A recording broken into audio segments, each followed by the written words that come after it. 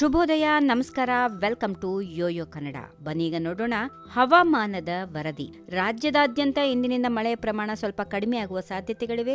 ದಕ್ಷಿಣ ಹಾಗೂ ಉತ್ತರ ಒಳನಾಡಿನ ಬಹುತೇಕ ಜಿಲ್ಲೆಗಳಲ್ಲಿ ಕಳೆದ 2-3 ದಿನಗಳಿಂದ ಮಳೆ ಇಳಿಕೆಯಾಗಿದೆ ಹೀಗೆಂದು ರಾಜ್ಯ ಹವಾಮಾನ ಇಲಾಖೆ ಮಾಹಿತಿ ನೀಡಿದೆ. ಕರಾವಳಿಯಾದ್ಯಂತ ಬುಧವಾರ ಮಳೆ ಕ್ಷೀಣಗೊಂಡಿದ್ದು ಬಿಸಿಲು ಹಾಗೂ ಮೋಡ ಕವಿದ ವಾತಾವರಣ ಇತ್ತು. ಹಲವು ಕಡೆ ಆಗಾಗ ಸಾಧಾರಣ ಮಳೆ ಸುರಿದಿದೆ. ಕರಾವಳಿ ಭಾಗದ ಉತ್ತರ ಕನ್ನಡ, ಉಡುಪಿ, ದಕ್ಷಿಣ ಕನ್ನಡ ಜಿಲ್ಲೆಗಳಿಗೆ ಆರೆಂಜ್ ಅಲರ್ಟ್ ನೀಡಲಾಗಿದೆ. ಜೊತೆಗೆ ಹವಾಮಾನ ಇಲಾಖೆ ಗುಡ್ಡ ಕುಸಿತದ ಎಚ್ಚರಿಕೆ ಕೂಡ ನೀಡಿದೆ. ಘಾಟ್ ಪ್ರದೇಶಗಳಲ್ಲಿ ಗುಡ್ಡ ಕುಸಿತ ಆಗಬಹುದು ಎಂದು ಮುನ್ನೆಚ್ಚರಿಕೆ ನೀಡಲಾಗಿದೆ. ಹೀಗಾಗಿ ಈ 3 ಜಿಲ್ಲೆಗಳ ಘಾಟ್ ಭಾಗದಲ್ಲಿ ಮಾತ್ರ ರೆಡ್ ಅಲರ್ಟ್ ಘೋಷಣೆ ಮಾಡಲಾಗಿದೆ. ಉಳಿದಂತೆ ಕೆಲವು ಜಿಲ್ಲೆಗಳಲ್ಲಿ ಭಾರೀ ಮಳೆಯಾಗುವ ಸಾಧ್ಯತೆಗಳಿವೆ ಎಂದು ಆರೆಂಜ್ ಅಲರ್ಟ್ ಘೋಷಣೆ ಮಾಡಲಾಗಿದೆ.